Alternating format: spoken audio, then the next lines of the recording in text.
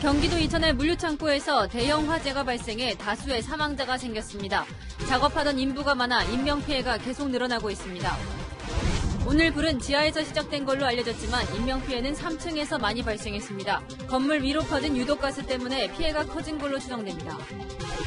여야가 오늘 밤 국회 본회의를 열어 긴급 재난지원금 지급을 위한 2차 추경 예산안 처리에 나섭니다. 추경안이 통과되면 5월 4일부터 단계적으로 지급이 됩니다. 민주당이 양정숙 더불어시민당 비례대표 당선자에 대한 부실 검증을 사과하고 자진 사퇴를 촉구했습니다. 양 당선자는 거취를 밝히는 대신 버티기에 들어갔습니다. 초중고교생들이 온라인 수업을 듣고 있는 가운데 수업이 진행되는 화면에 신체 일부를 노출하는 영상이 올라와 경찰이 수사에 착수했습니다.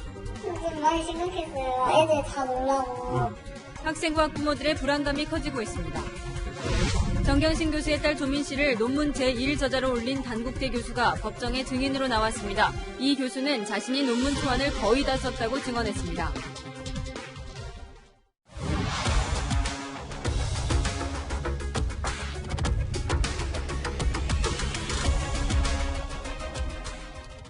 대형 참사가 발생했습니다. 오늘 오후 경기도 이천의 물류창고 공사장에서 불이 나 지금까지 근로자 11명이 숨졌습니다. 당시 건물 안에 78명이 있었는데 사상자는 계속 늘어나고 있습니다. 현장 나가 있는 취재기자 연결합니다. 신선미 기자, 지금은 불이 꺼졌습니까? 네, 제 뒤로 불이 난 물류창고가 보이는데요. 건물은 까맣게 탔고 창문 틈으로 연기가 새어나오고 있습니다. 경기도 이천시 모가면 물류창고 공사 현장 지하에서 불이 난 건 오후 1시 반쯤입니다.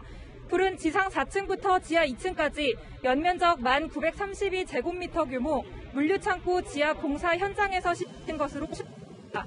화재 당시 현장에는 9개 업체 근로자 78명이 작업 중이던 걸로 알려졌는데요. 지금까지 11명이 숨지고 7명이 다친 것으로 집계됐습니다. 이 중 1명은 중상입니다. 여기에 연락이 닿지 않는 사람들도 있어 추가 인명피해도 우려되고 있습니다.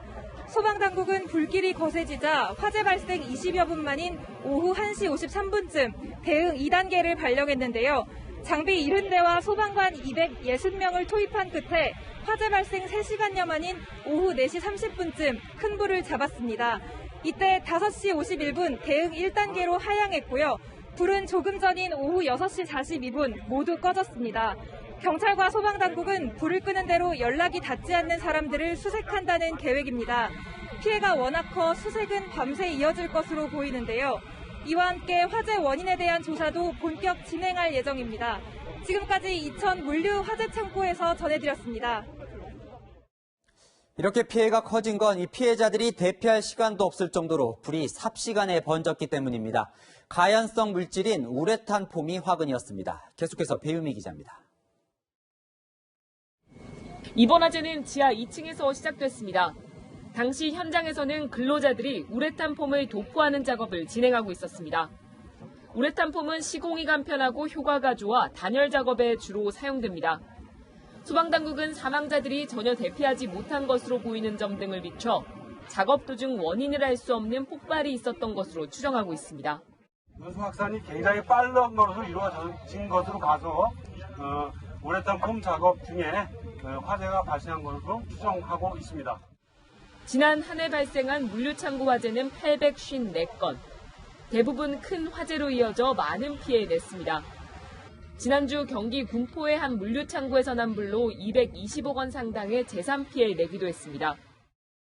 일반적으로 물류창고는 그 가연물의 비중이 상당히 높죠. 네. 그래서 일단 한번 화재가 발생하면 급속도로 확대가 되는 경향이 있죠. 그렇기 때문에 진화도 쉽지 않고.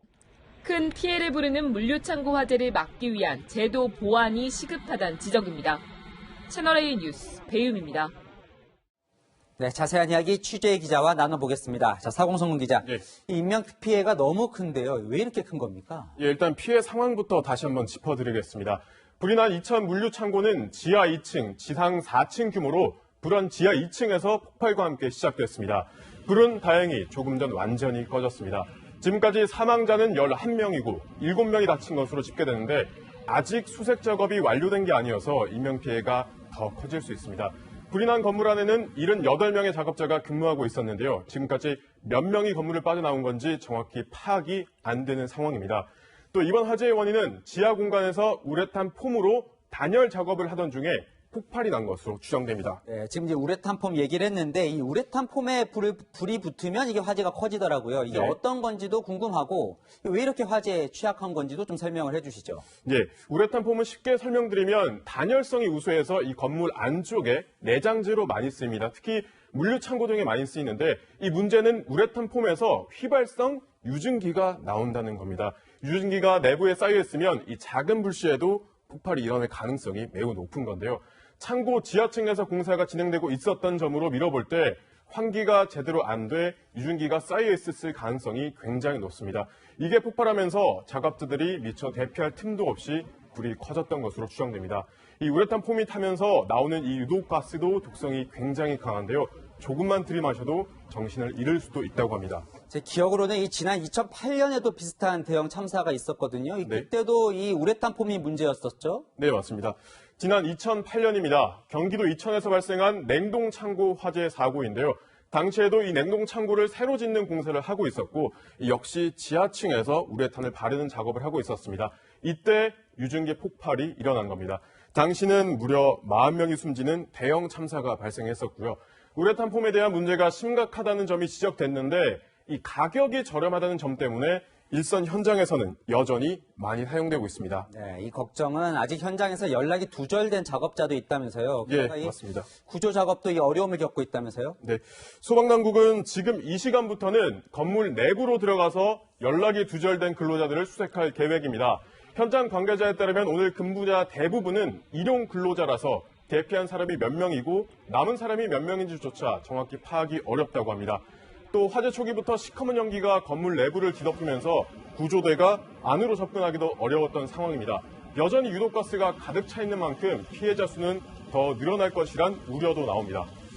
네, 이 추가 피해자도 없었으면 하고요. 구조대도 조심하셔야겠습니다. 지금까지 사공성근 기자였습니다.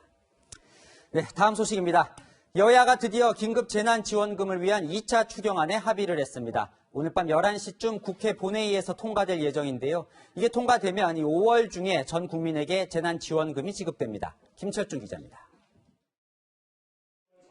여야가 오늘 밤 국회 본회의를 열어 긴급 재난지원금 예산을 처리합니다. 지난 16일 정부안이 국회에 제출된 지 13일 만입니다. 추경안 규모는 당초 정부안보다 4조 6천억 원 늘어난 12조 2천억 원입니다. 추가된 예산 가운데 1조 2천억 원은 본 예산에서 충당합니다. 재원 확보 방안을 마련한 거에 더해서 2천억 정도 추가해서 1조 2천억 정도를 세출 구조조정으로 이렇게 하는 걸로 했고, 나머지 3조 4천억 원은 적자 국채를 발행해 돈을 마련합니다. 또 여야는 지원금 신청 개시일로부터 3개월 안에 신청하지 않으면 기부금으로 간주하는 내용의 기부금 특별법도 함께 처리합니다. 여당은 3차 추경안 준비에 돌입했습니다. 당정은 바로 3차 추경에 대한 준비를 시작하는 동시에 코로나 이후 변화될 세상을 재도약의 기회로 활용할 수 있도록. 하지만 재원 대부분을 또다시 적자국채 발행을 통한 조달이 유력한 만큼 국회 심의 과정에서 야당의 반발이 예상됩니다. 채널A 뉴스 김철중입니다. 당장 재난지원금으로 급한 불을 끈다 해도 앞으로 경제 전망 암울합니다. 그동안 튼튼한 버팀목이었던 무역 수지마저 이번 달 99개월 만에 적자가 될 가능성이 높습니다. 수출 절벽을 맞은 현대차와 쌍용차는 다음 달 공장을 일시적으로 멈춥니다. 이남희 기자입니다. 아반떼와 소형 SUV 베뉴처럼 수출 비중이 높은 차종을 생산하는 현대자동차 울산 3공장. 휴일이 아닌 다음 달 6일부터 8일까지 가동을 멈춥니다. 내일부터 다음 달 5일까지 현대차 국내 전체 공장이 휴업하는 데 이어 추가로 사흘을 쉬는 겁니다. 코로나19 확산으로 미국 유럽 시장 수요가 급감하자 생산량을 조절하기 위한 조치입니다. 쌍용자동차는 5월 중 영업일 기준 8일간, 르노 삼성차 부산공장은 내일부터 11일 동안 휴무에 들어갑니다. 국내 완성차 업체들이 5월에 절반 가까이 셧다운하는 셈입니다.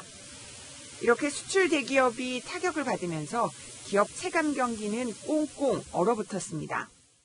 4월 전 산업의 체감 경기를 보여주는 기업 경기 실사지수는 석 달 연속 떨어져 51을 기록했습니다. 글로벌 금융위기가 닥친 2008년 12월과 같은 수준입니다. 경제의 버팀목인 수출이 절벽으로 내몰리자 정부는 무역수지 적자 가능성을 예고하고 나섰습니다. 현재 추세대로라면 2012년 1월 이후에 99개월 만에 무역수지 적자를 4월에 기록하게 될 가능성이 높습니다. 무역 의존도가 70%에 달하는 한국 경제 특성상 수출 실적은 세계 경기 침체에 취약할 수밖에 없습니다. 코로나19 확산세가 쉽게 수그러들지 않으면 한국의 수출 부진도 장기화할 것이란 전망이 나옵니다. 채널A 뉴스 이남입니다. 문재인 대통령은 오늘 하나의 일자리라도 반드시 지키겠다는 말을 했습니다. 그만큼 고용 문제 심각합니다. 특히 대기업도 고용 한파를 피할 수 없었는데 얼마나 일자리가 줄었는지 가늠해 볼 수 있는 통계가 나왔습니다. 김남준 기자가 설명합니다. 국내 유명 극장 체인의 홈페이지입니다. 코로나19 사태로 지난달 28일부터 영업을 중단한다는 내용입니다. 실제로 지난 2월부터 관객 수가 급감하자 CGV는 직영극장 116곳 가운데 30%에 해당하는 36곳의 문을 아예 닫았다가 오늘부터 다시 열었습니다. 고용 직원을 유추해 볼 수 있는 국민연금 가입자 수도 지난 2월과 3월 2,000명 넘게 줄어 500대 기업 중 가장 큰 감소폭을 보였습니다. 아르바이트생들, 미수습이 분들이 거의 줄거든요. 그래서 이제 근무 시간 줄고 하다 보니까 자발적 퇴직으로 인해가지고 좀 수지가 줄어든 것 같아요. 500대 기업 전체를 살펴봤을 때 지난 2달 동안 감소한 국민연금 가입자 수는 10,000명이 넘습니다. 사실상 매달 대기업 하나에 해당하는 실업자가 나온 셈입니다. 특히 CJ CGV 외에도 CJ 푸드빌, 스타벅스 코리아, 롯데쇼핑 등 대면 접촉이 필요한 서비스 유통업체의 피해가 컸습니다. 코로나19로 인해 손님이 줄어든 데다 서비스업 특성상 해고와 재고용이 쉽기 때문에 피해가 더 컸다는 분석이 나옵니다. 유통 같은 경우에는 사람을 다시 구하는 건 그렇게 어렵지 않거든요. 실제로 보면 음식 숙박업 이런 데는 17%씩 떨어져요. 네네. 정부는 고용유지 지원금 등 실업 대책을 쏟아내고 있지만 코로나19 사태가 장기화된다면 대량 실업 사태를 막기는 쉽지 않다는 분석이 나옵니다. 채널A 뉴스 김남준입니다. 코로나19 때문에 음식 배달과 배송 서비스 이용이 늘었다고 하지만 모든 배달기사의 일거리가 늘어난 것은 아닙니다. 퀵 서비스 기사들은 일감이 줄었다는데 왜 그런지 이유림 기자가 취재했습니다. 퀵서비스 기사들이 앉아 배달 주문 전화를 기다립니다. 평소 같으면 한창 바쁜 시간이지만 코로나19 사태가 확산된 이후 사무실에서 대기하는 시간이 2배로 길어졌습니다. 드디어 걸려온 배달 의뢰 전화. 어디시죠? 학경대 제기동이요. 예. 학경대 제기동. 서류 봉투를 챙겨 곧바로 오토바이를 타고 출발합니다. 주로 기업 결제 서류나 견본 상품 등을 배달하는데 최근 배달 의뢰가 크게 줄었습니다. 하루에 한 25개를 떼갖고 보통 25만 원을 벌으면은 자기 밥 먹고 기름값 하고 20만 원을 그냥 평균적으로 가져갔어요. 근데 요즘 같으면은 하루에 한 15개, 6개, 5개 내지 17개 뛴다. 대기 시간 포함 하루 근무 시간은 약 12시간. 최대 200km씩을 도로 위에서 보내지만 매출에서 기름값과 식비 등을 제하면 하루 10만 원 벌기도 빠듯합니다. 사회적 거리두기와 재택근무 확산으로 배달의 일감이 늘었다지만 퀵서비스는 사정이 좀 다릅니다. 걔들은 식료품이나 이런 생필품들이니까 물건들은 전면 호황이었던 거잖아요. 서류는 그런 성향의 것은 아니니까 배달을 선택을 하지 않으니까. 일감을 더 따내려면 유료 중개 서비스를 이용해야 하는데 수수료 부담도 만만치 않습니다. 4개 가지고 있는데 심지어는 14개, 24개, 40개 갖고 있는 사람도 있죠. 한 8만 원, 9만 원 정도 한 달에. 개인 사업자라는 이유로 정부 지원 대책에서 소외될까 하는 걱정도 큽니다. 코로나19 여파로 인한 배달업 호황 속에서도 퀵서비스 기사들의 시름은 깊어지고 있습니다. 채널A 뉴스 이유림입니다. 총선 후 뒤늦게 터진 여당 인물들 논란으로 가보겠습니다. 재산 문제가 드러난 양정숙 당선자를 검증한 더불어민주당과 공천을 준 더불어시민당이 자진 사퇴하라고 동시에 압박하고 있습니다. 하지만 양 당선자는 침묵하고 있습니다. 이동은 기자입니다. 더불어민주당이 양정숙 더불어시민당 비례대표 당선자의 자진 사퇴를 촉구하고 나섰습니다.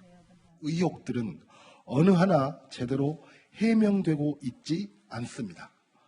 본인 스스로 당선인 신분에서 사퇴하는 것만이 옳은 길이라고 생각합니다. 그러면서 검증 부실에 책임을 통감한다며 사과했습니다. 양 당선자가 서울 강남 일대 아파트 3채, 서울 잠실과 부천의 건물 2채 등 92억 원의 재산을 신고했는데 4년 전보다 43억 원 증가하는 과정에서 탈세 의혹이 불거졌기 때문입니다. 양 당선자는 이번 총선에서 민주당 비례대표 후보 5번을 받았다가 더불어시민당으로 당적을 옮겨 15번으로 출마해 당선됐습니다. 양 당선자의 소속 정당인 더불어시민당도 오늘 비공개 최고위를 열어 양 당선자 제명을 최종 의결하고 형사 고발하기로 했습니다. 후보 검증을 한 민주당과 공천을 준 시민당이 동시에 사퇴를 압박하고 있는 셈인데 여당의 180석 지키기와 무관치 않다는 관측이 나옵니다. 양 당선자가 자진 사퇴하지 않은 채 제명 조치만 할 경우 무소속으로 국회의원 신분이 유지돼 의석을 하나 잃게 되기 때문입니다. 민주당과 시민당의 압박에도 불구하고 양 당선자는 사퇴 의사를 밝히지 않고 있습니다. 미래통합당은 뒷북 제명, 늑장 고발로 해결될 문제가 아니라고 비판했습니다. 채널A 뉴스 이동훈입니다. 오거돈 전 부산시장 성추행 사건은 수사에 속도가 나고 있습니다. 지난달 집무실 사건은 고발인 조사를 했고 지난해 관용차 성추행 의혹 사건은 채용비리 문제까지 들여다보고 있습니다. 배영진 기자입니다. 시민단체 대표가 경찰에 출석해 고발인 조사를 받기 전 엄정한 수사를 촉구했습니다. 정의 없이 모든 것을 철저히 밝혀내라! 밝혀내라! 온 국민이 분노한다. 경찰은 오거돈 전 부산시장을 고발한 홍정식 활빈단 대표를 불러 고발인 조사를 벌였습니다. 경찰은 오 전 시장 관련 채용비리 의혹에 대해서도 수사 속도를 내고 있습니다. 오 전 시장은 지난해 관용차 안에서 또 다른 부산시청 직원을 성추행한 의혹도 받고 있습니다. 당시 성추행을 무마하기 위해 해당 직원을 다른 지자체의 시의회 직원으로 취직시켜줬다는 겁니다. 경찰은 수사전담팀장을 총경에서 경무관으로 격상했습니다. 또 부패 수사전담반 1개 팀을 수사전담팀에 추가했습니다. 미래통합당 소속 의원과 당선인들은 부산경찰청을 찾아 철저한 수사를 촉구했습니다. 2차 피해를 명분으로 사건을 축소, 은폐한다는 시민들의 의구심이 커지고 있다. 의혹에 대한 빈틈없는 수사가 필요하다. 지난 23일 성추행 사실을 인정하고 시장직을 사퇴한 오 전 시장은 연락 두절 상태입니다.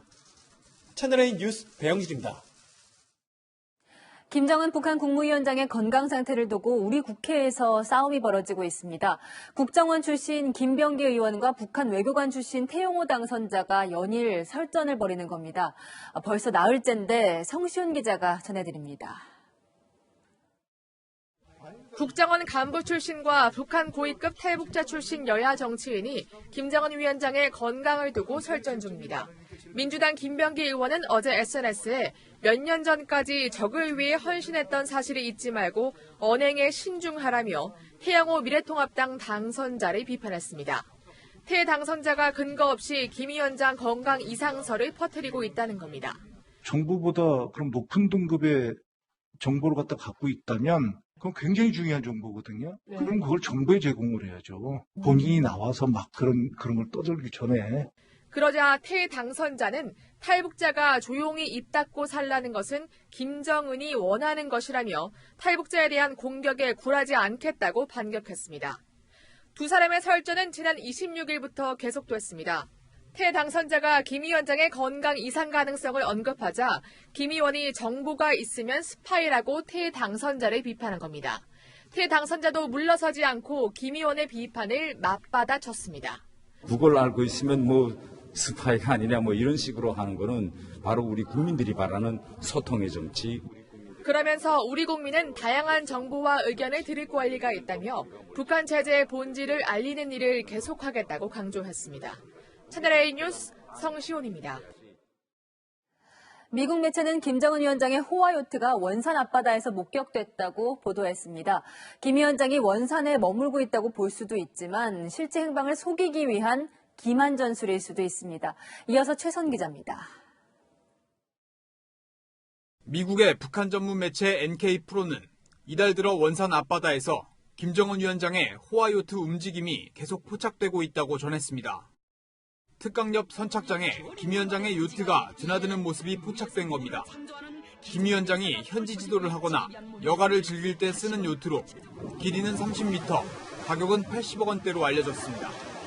또 원산 특각 전용 해변가에 지난달에는 보이지 않던 55m 길이의 레저 보트도 4월부터 설치돼 있습니다. 물놀이 용도로 쓰이는 보트로 추정됩니다. NK프로는 2016년부터 위성사진을 분석한 결과 호화 요트가 선착장 밖에서 목격된 건 17차례인데 김 위원장 원산 체류 시기와 11차례 일치한다고 밝혔습니다. 김 위원장 원산 체류에 무게를 싣는 주장인데 흔적을 의도적으로 노출하는 기만 전술일 가능성도 배제할 수 없습니다. 이런 불확실성 때문인지 어제 김 위원장 상태를 알고 있다던 트럼프 대통령도 하루 만에 말을 바꿨습니다. I do know how he's doing, relatively speaking. We will see, you'll probably be hearing in the not too distant future. I just don't want to comment on it. I don't want to comment on it. I just wish him well. I don't want to comment on it. 이런 가운데 국회 입법조사처는 김 위원장의 여동생 김여정 제1부부장이 후계자 지위를 부여받을 가능성이 있다는 예측 보고서를 내놨습니다. 채널A 뉴스 최선입니다.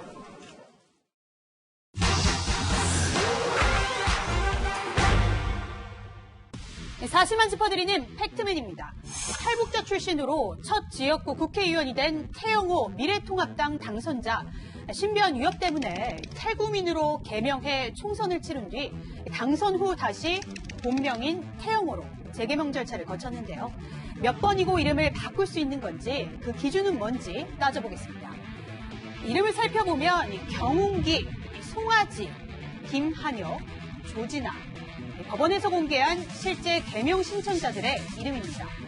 출생 신고서에 이름을 잘못 기록했거나 놀림감이 되는 등 개명의 이유 다양한데요. 우리나라는 2005년 이 개인의 행복 추구권을 위해 개명의 사유 폭넓게 인정해야 한다는 대법원 판단에 따라 개명 신청이 크게 늘기 시작했습니다. 2015년 조사 기준으로 매년 15만 명, 하루 400명꼴로 이름을 바꿨는데 국정농단 사건 당시 이들 가족의 개명도 화제였죠. 개명을 언제 했습니까? 왜 개명을 했죠? 제가 몸이 너무 많이 아파서. 최근 법원의 개명 허가율도 크게 늘어 90%를 넘는데요. 다만 이름을 바꿔 범죄를 은폐하려 하는 등의 경우는 가려내야겠죠. 그래서 범죄 경력, 세금 미납 등이 있으면 개명 불허될 수 있습니다. 그렇다면 범죄 이용 목적 등만 없으면 몇 번이고 이름을 바꿀 수 있을까요? 횟수는 제한 없지만 조건이 까다롭습니다. 태영호 당선인처럼 부득이하게 본명을 쓰지 못했던 경우가 아니라면 개명 전 이름으로 되돌리거나 짧은 기간 또다시 바꾸는 건 어려운데요. 이름 때문에 생활에 지장이 있는 등 그만한 사정이 있어야 이름 바꿀 수 있습니다. 이 밖에도 궁금한 점은 팩트맨에 제보 부탁드립니다. 이상 팩트맨이었습니다. 베트남전에서 10년 동안 전사한 미국 군인 수는 58,220명입니다. 그런데 코로나19 미국 사망자 계속 늘어나더니 오늘 그보다 더 많아졌습니다. 이 전쟁보다 무서운 바이러스가 현실이 된 상황인데 코로나 TF 총괄 책임자인 미국 부통령은 마스크도 쓰지 않고 병원을 활보해 여론의 문매를 맞고 있습니다. 샌프란시스코 윤수민 특파원입니다. 코로나19 환자를 치료하는 병원을 방문한 펜스 부통령. 수행한 다른 사람들과는 달리 혼자 마스크를 쓰지 않습니다. So you went through the coronavirus? Yes, my wife and I both had it, and a very light, mild case. 무책임한 행동이라는 지적이 들끓자 그는 마스크 착용이 권고일 뿐이라고 해명했습니다. As Vice President of the United States, I'm tested for the coronavirus on a regular basis. And since I don't have the coronavirus, 공원에 산책을 갔던 뉴욕시장도 항의를 받았습니다. You don't need to not essentially travel to Brooklyn. This is so terribly selfish. 시민들에겐 불필요한 이동을 하지 말라고 해놓고 시장이 어겼다는 겁니다. 미국의 코로나19 사망자는 5만 8천 명을 넘었습니다. 현지 언론들은 베트남 전쟁 10년간 숨진 미국인 수를 넘었다고 보도했습니다. 전문가들은 올가을 2차 유행을 경고하고 있습니다. Which means as we get into next season, in my mind, it's inevitable that we will have a return of the virus. 이런 와중에서도 곳곳에서 경제 활동이 재개되고 있습니다. It's nice to be here. It's nice to see some of the stores opening up. Shop a little. 조기 경제 정상화를 밀어붙인 트럼프 대통령은 학교 수업 정상화까지 압박하고 있습니다. 그러나 주지사 대부분이 동의하지 않아 혼란은 가중될 것으로 보입니다. 캘리포니아에서 채널A 뉴스 윤수민입니다. 일본 도쿄올림픽 조직위원장이 처음으로 올림픽 연기를 넘어 취소 가능성을 언급했습니다. 코로나19 백신이 나올 때까지 대회 개최가 어렵다는 이야기도 나왔습니다. 도쿄 김범석 특파원입니다. 자동차 한 대가 들어오자 방호복을 입은 의료진이 운전석으로 다가갑니다. 한국식 코로나19 검사 방법인 드라이브 스루를 적용하고 있는 겁니다. 이처럼 전국 지방자치단체 중 40%가 드라이브 스루 방식을 도입했지만 일본 전역에서 이루어지는 검사는 하루에 1만 건에도 미치지 못합니다. 이런 가운데 일본 내에선 내년 7월로 연기된 도쿄올림픽 개최가 불투명하다는 의견이 나오고 있습니다. 대회 조직위원장인 모리요시로 전 총리는 내년까지 코로나19가 종식되지 않으면 연기는 불가능하고 대회가 중지될 것이라고 밝혔습니다. 올림픽 연기 후에 조직위원장이 사실상 취소를 언급한 것은 이번이 처음입니다. 일본 의사회장도 백신 없이는 대회 개최가 어렵다고 밝혔습니다. 有効なワクチンが開発をされないと、なかなかオリンピックを開催するのは難しいんではないかという意味で、日本だけ良くなってもまだ、よその大陸で、感染が拡大をしているという状況であればなかなか 이와 관련해 대회 조직위원회는 코로나19 상황 등을 고려해 개회식과 폐회식을 최소화하는 방안을 검토 중인 것으로 알려졌습니다. 아베 총리도 다음 달 6일까지인 긴급사태 선언과 관련해 연장 가능성을 내비쳤습니다. 大恐慌の時よりもですね、ある意味では精神的には厳しい状況になっているんだろうと。또 아베 총리는 휴교가 장기화되자 입학과 개학 시기를 9월로 변경하는 방안도 검토하겠다고 밝혔습니다. 하지만 법 개정 등이 필요해 곧바로 시행되기는 어려워 보입니다. 도쿄에서 채널A 뉴스 김범석입니다. 코로나19 사태는 전 세계의 일상도 많이 바꿔 놓았죠. 중국에서는 소비 방식이 바뀌고 있습니다. 온라인 생중계 쇼핑에 이용자가 1억 명씩 몰려들면서 집과 로켓까지 팔기 시작했습니다. 베이징 권호엽 특파원이 보도합니다. 카메라 앞에 두 남성이 우한의 특산 국수 러간미엔을 소개합니다.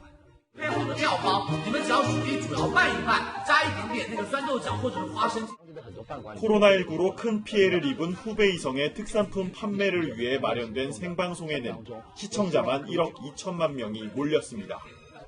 판매의 여왕이란 별명이 붙은 유명 쇼핑 호스트는 온라인 생방송으로 우한에서 만든 로켓을 팔았습니다.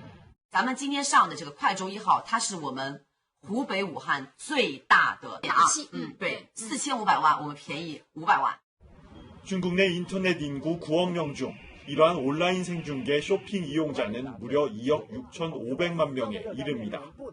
코로나19로 온라인 쇼핑을 찾는 소비자들이 늘어나면서 지방 정부 관리들도 직접 특산품 판매에 나섰습니다. 走进抖音直播间，推广武汉品牌，为武汉经济重启助力。 산시성을 시찰하던 시진핑 주석도 지역 특산인 모기버섯을 온라인 판매하는 현장에 방문해 주민들을 격려했습니다.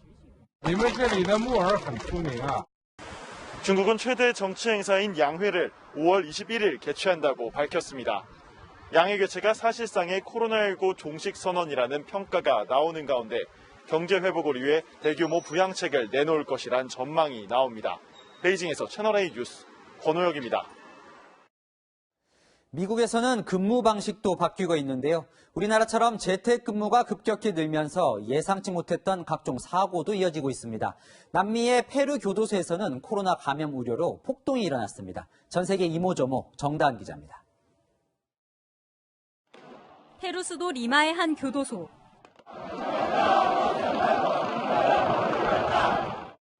수감자 2명이 코로나19로 숨지자 폭동이 일어났습니다. Lurigancho es un penal hacinado. Si todos llegan a contagiarse, esto va a ser un desastre. Pedimos por favor que revisen, que los lleven, que los aíslen y que... 즉각 경찰이 투입돼 폭동은 진압됐지만 수감자 9명이 숨지는 등 70여 명의 사상자가 나왔습니다. 미국에선 방송기자가 바지를 챙겨 입지 않고 생방송에 출연해 화제가 됐습니다. What is an innovative, high-tech way to get people their medicine quickly while promoting social distancing? Drones. 코로나19 여파로 재택근무를 하던 중 윗옷만 챙겨 입고 자신이 설치한 카메라 앞에 앉았다가 의도치 않게 다리가 보인 겁니다. 올해 27살인 이 기자는 영화 슈퍼맨의 주인공으로 유명한 크리스토퍼 리브의 아들입니다. 기자는 자신의 SNS에 잘못된 재택근무의 경우라며 필요했던 웃음을 모두에게 주었기를 바란다고 적었습니다. 코로나19 확진 판정을 받았던 할리우드 스타 톰 행크스도 최근 자신의 집 부엌에서 원격으로 방송에 등장했습니다. It's good to be here, though it is also very weird to be here hosting Saturday Night Live from home. 미국에서 코로나19 여파로 재택근무자 비율이 9%에서 42%로 늘어났습니다. 재택근무에 대한 선호도도 높아 다시 사무실로 돌아가겠다는 응답은 55%에 그쳤습니다. 채널A 뉴스 정다은입니다. 70대 할머니와 초등학생 손자가 비닐에 쌓여 숨진 채 발견된 사건 수사 속보입니다. 경찰은 휴대전화를 끄고 잠적한 손자의 아버지를 유력한 살인 용의자로 보고 추적하고 있습니다. 우현기 기자입니다. 70대 할머니와 함께 2달여 만에 비닐에 쌓인 채 싸늘한 시신으로 발견된 초등학교 5학년 손자. 숨진 아이의 아버지이자 할머니의 아들인 40대 남성 A씨는 최근 학교로부터 전화를 받은 것으로 알려졌습니다.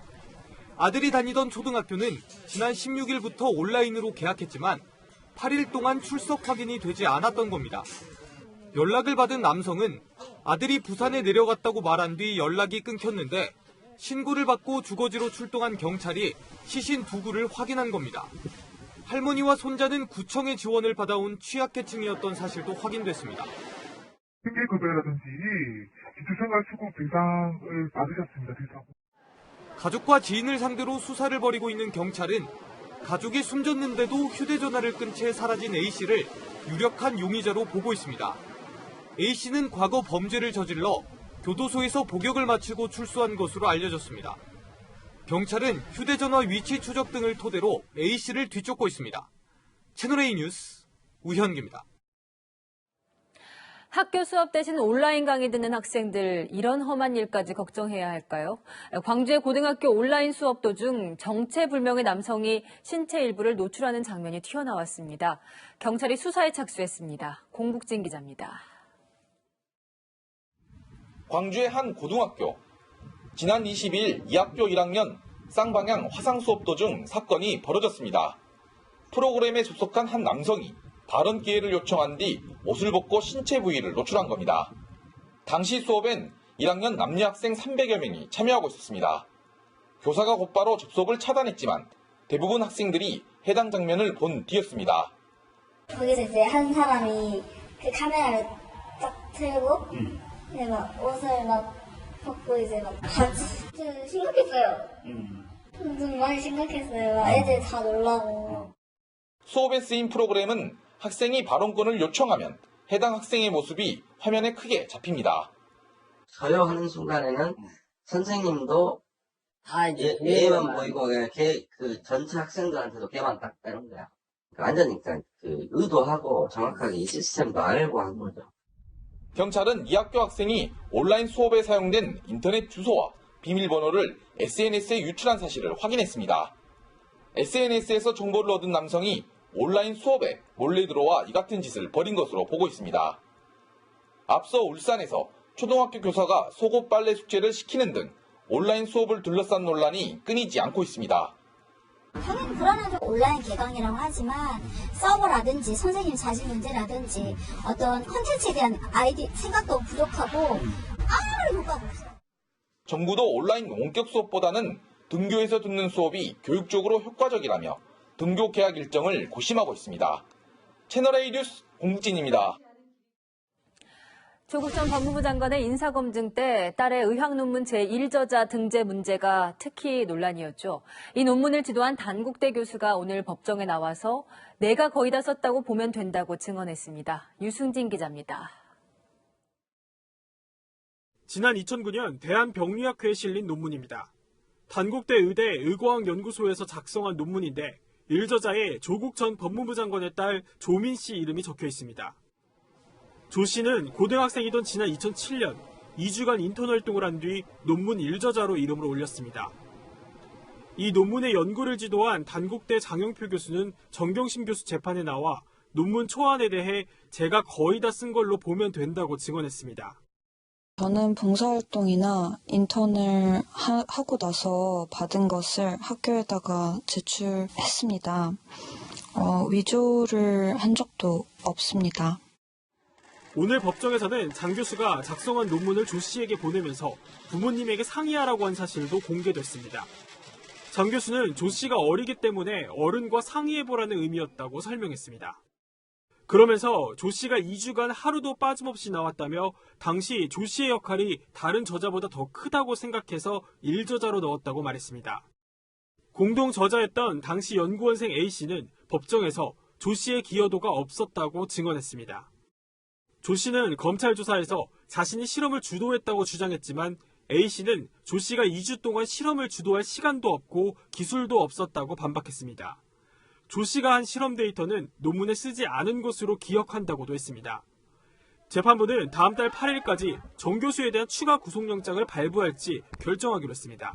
채널A 뉴스 유승진입니다. 이천 물류창고 화재 상황 새로 전해드립니다. 앞서 11명이 숨졌다고 전해드렸는데 안타깝게도 희생자가 늘었다는 속보가 들어왔습니다. 화재 현장에 나가 있는 취재기자 연결합니다. 신선미 기자, 사망자가 얼마나 늘어났습니까? 네, 지금까지 사망자는 37명으로 집계되고 있습니다. 소방당국은 조금 전 브리핑에서 병원으로 옮긴 사망자는 25명이라고 밝혔는데요. 여기에 건물 내부의 사망만 확인하고 수습 못한 시신이 11구 더 있다고 밝혔습니다. 여기에 조금 전 사망자 1명이 추가로 늘었습니다. 추가로 정밀 수색을 진행하면 사망자가 더 늘어날 수 있습니다.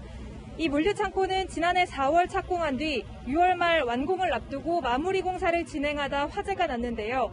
지하 2층에서 폭발과 함께 짧은 시간에 불이 급속히 확산되면서 시커먼 유독가스를 내뿜었습니다. 소방당국은 불에 잘 타는 우레탄 폼 작업 도중 불이 난 것으로 추정하고 있습니다. 아직 연락이 닿지 않는 사람들이 있는 만큼 밤샘 수색에서 희생자가 더 나올 가능성도 배제할 수 없습니다.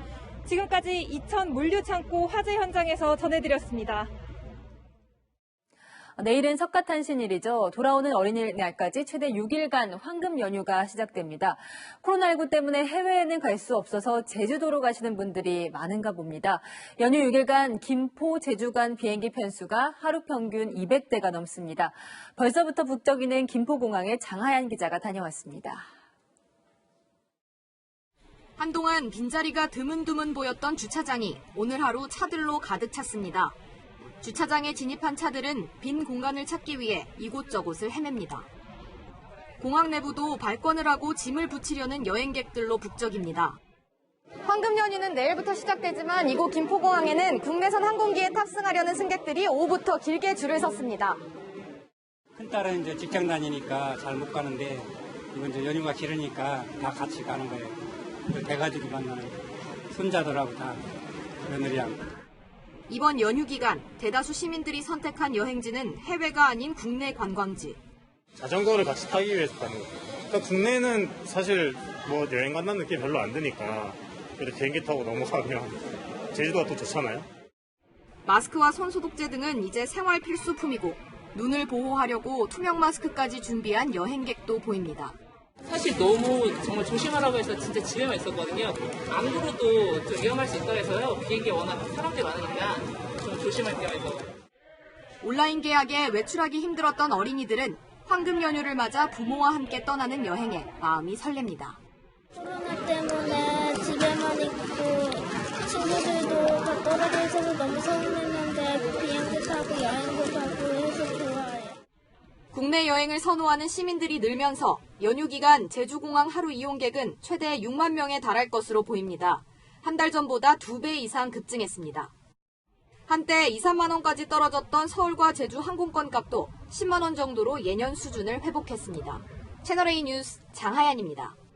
총선은 끝났지만 5월까지는 4년 전에 뽑힌 20대 국회입니다. 예산 심사와 민생 현안 처리가 산더미인데 상임위마다 회의실은 텅 비었습니다. 지금부터 국회의 현주소를 보여드리겠습니다. 황아람 기자입니다.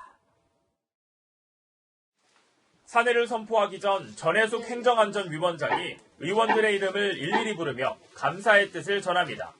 끝까지 자리를 지켜주신 이채익 의원님, 홍익표 의원님, 김영우 의원님,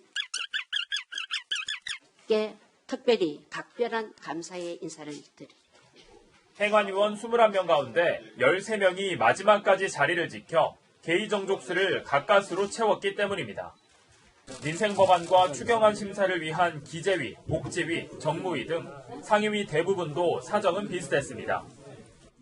어제 예결위에서는 위원장이 질의 순서인 의원을 찾으며 난감해했고 다음은 지금 자리에 안 계신 분들이 많으셔서 5월 임시국회에 의원들이 나타나지 않는 이유는 다양했습니다.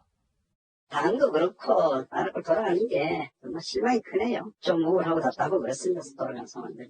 상황에 대한 수습 이런 것들 때문에 좀 꺼려지는 분위기가 좀 있지 않을까라는. 오늘 기준 20대 국회 법안 처리율은 35.6%입니다. 17대 이후 최저치인데 일 안 한 국회라는 오명을 벗기 힘들어 보입니다. 채널A 뉴스 황아람입니다.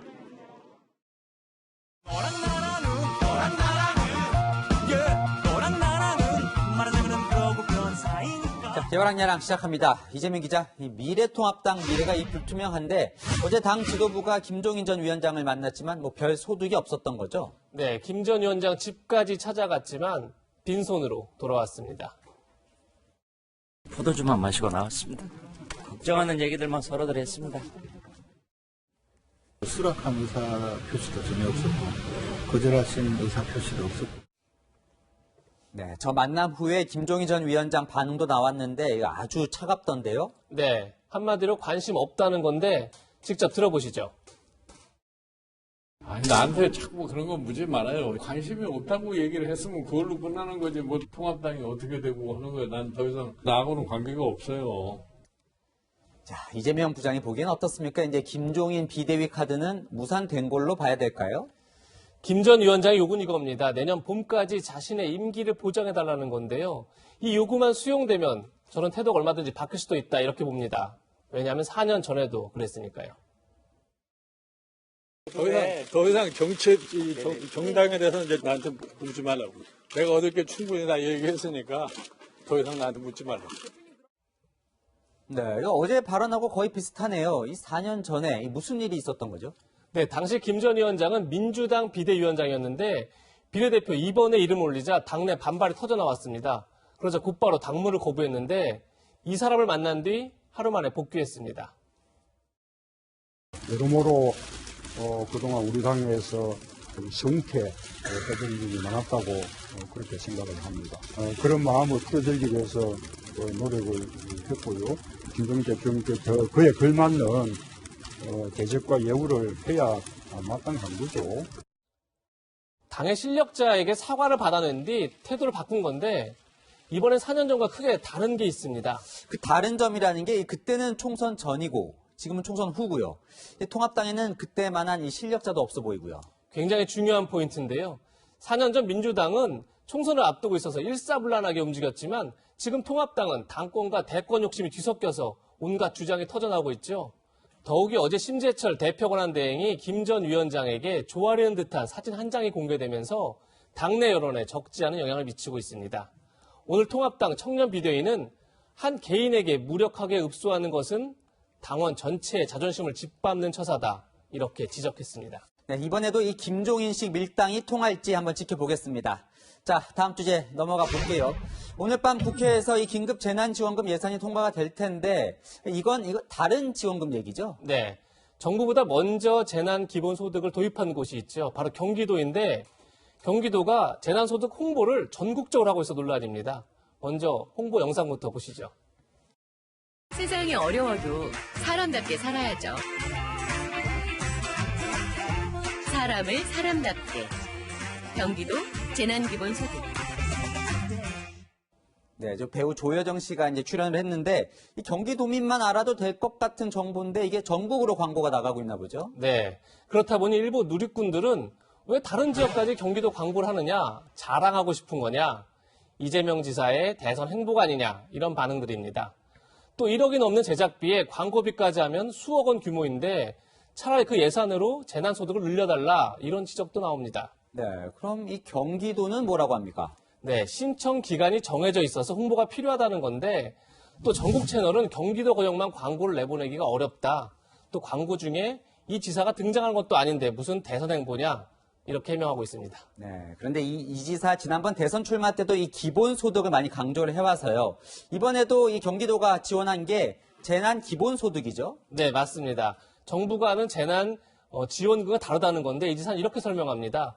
정부의 지원금은 시혜성, 일회성 느낌인데 경기도의 기본소득은 당당함이고 미래지향적이라는 겁니다. 지난 대선을 앞두고는 기본소득을 한국형 뉴딜 정책이다 이렇게 강조했습니다.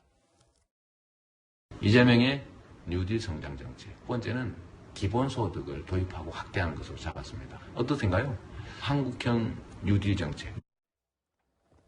기본소득 논란은 다음 대선의 핵심 이슈로 떠오를 텐데 오늘의 한마디는 최고의 소득 보장은 일자리 이렇게 정했습니다. 네, 지금까지 여랑야랑이었습니다. 전국이 방사광 가속기 사업 유치 전 열기로 뜨겁습니다. 이 어떤 사업일까 궁금하실 텐데 1조 원이 투입되는 대형 국책 사업인데다 고용 효과가 10만 명으로 추산되면서 4개의 지자체가 사활을 걸었습니다. 강경모 기자입니다. 경북 포항에 있는 4세대 방사광 가속기입니다. 빛을 활용해 물질의 미세 현상을 연구하는 시설로 슈퍼현미경이라고도 불립니다. 생명공학과 신소재 개발 등 미래 산업의 핵심입니다. 정부는 오는 2027년까지 사업비 1조 원을 투입해 다목적 방사광 가속기 구축 사업을 추진 중입니다. 방사광 가속기 유치를 놓고 이처럼 4개 지자체가 뛰어들었는데요. 저마다 경쟁력을 앞세우며 자신들 지역에 유치해야 한다고 주장하고 있습니다. 10만 명이 넘는 고용 창출 효과에 경제 파급 효과가 6조 7천억 원에 이른다는 분석이 나오면서 지자체들은 정치권과 학계, 산업계 등 모든 자원을 동원해 유치에 사활을 걸고 있습니다. 주민들도 서명운동에 참여하며 유치에 힘을 보태고 있습니다. 시골이라 낙후된 곳인데 그런 큰 시설이 들어와서 우리 시민들이 아주 응원을 많이 하고 있습니다. 기대도 많이 하고 있고요. 반드시 우리 포항시로 와서 이미 구축되어 있는 네트워크를 연결 삼아서 지역의 이제 그 경제적인 발전과 함께 또 이제 그 전체적인 이제 또 인프라나 이런 것도 더 확대될 것이고. 경쟁이 가열되면서 잡음도 빚어지고 있습니다. 지난 총선 과정에서 이해찬 민주당 대표가 전남 나주의 가속기 유치를 약속했다 다른 후보 지역들 반발로 철회하기도 했습니다. 정부는 서류 평가와 현장 확인 등을 거쳐 다음 달 6, 7일쯤 부지를 선정할 계획입니다. 채널A 뉴스 강경모입니다. 본사 기자의 신라젠 의혹 취재 관련 자료에 대한 검찰의 압수수색 시도가 이틀째 계속됐습니다. 다만 압수수색 대상 등에 대한 이견으로 아직 집행이 이루어지진 않았습니다. 어제 검사와 수사관 4명을 투입했던 검찰은 오늘 오전 7시 10명 넘는 수사 인력을 추가 투입했습니다. 이 과정에서 검찰 측은 본사 1층 보안 게이트를 뛰어넘거나 억지로 틈새를 벌려 진입하기도 했습니다. 이와 관련 한국기자협회 채널A 지회는 성명을 내고 검찰이 지난밤 보도자료를 통해 채널A와 협의를 한다고 밝히고는 일방적 강제 집행을 준비한 것이라고 지적했습니다.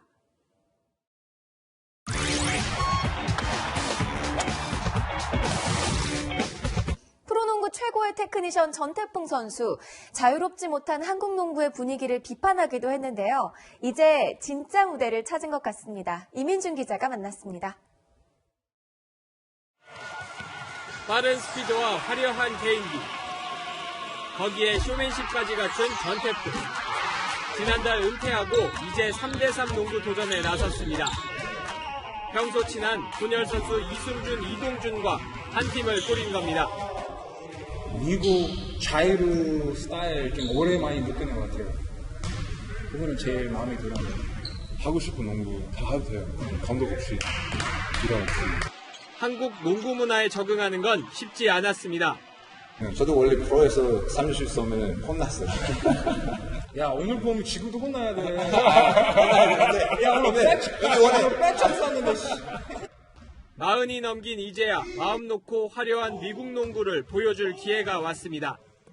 미국에서 우리 농구 시작할 때 이런 스타일 농구 중 이런 분위기, 길거리. 그럼 120 넘어. 야, 그냥 200 얘기하자. 204.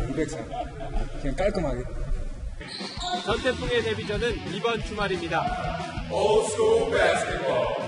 채널A 뉴스 이민준입니다.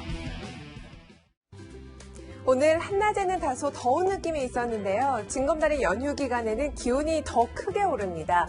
내일 서울은 24도, 모레는 27도까지 올라 평년 기온을 크게 웃돌고요. 남부 내륙은 오름폭이 더 커서 모레는 경북을 중심으로 30도를 넘나들며 내일은 초여름 더위가 찾아오겠습니다. 기온이 오르는 만큼 일교차가 크니까요. 얇은 외투 챙기시기 바랍니다. 연휴 기간 동안 내륙은 대부분 맑은 날씨가 이어지고 건조함도 지속되겠습니다. 지금 서해안을 제외한 대부분 지역에 건조특보가 발효 중인데요. 주 후반까지는 바람도 다소 강하게 불 걸로 예상돼 화재 예방에 각별한 주의가 필요합니다. 내일 아침 기온 전국에서 10도 안팎으로 출발하고 한낮에는 서울과 홍성 24도, 대구 28도로 예년 기온을 웃돌겠습니다. 연휴 기간 동안 미세먼지 걱정 없겠습니다. 날씨였습니다. 코로나19로 힘든 시기를 보내고 있는 많은 국민들이 기다렸지만 우여곡절이 있었던 재난지원금이 오늘 밤 처리될 예정입니다. 어떻게 받을 수 있는지 궁금하실 텐데 저소득층 기준에 해당하시는 분은 신청을 안 해도 다음 달 4일에 받을 수 있습니다. 나머지 국민들은 11일부터 신청해야 하고 13일부터 수령이 가능합니다. 다음 주 4일부터 인터넷을 통해 우리 집이 얼마를 받는지 확인할 수 있습니다. 조사를 해보니 응답자의 절반 이상이 지원금으로 식료품을 사겠다고 답했습니다. 저소득층은 현금으로 주지만 일반 국민은 쿠폰으로 지급된다고 하네요. 3개월 동안 신청을 하지 않는 국민들은 기부로 간주해 지급되지 않습니다. 자, 우리가 낸 세금이니 잘 챙기셔서 잘 쓰셨으면 좋겠습니다. 내일도 뉴스입니다.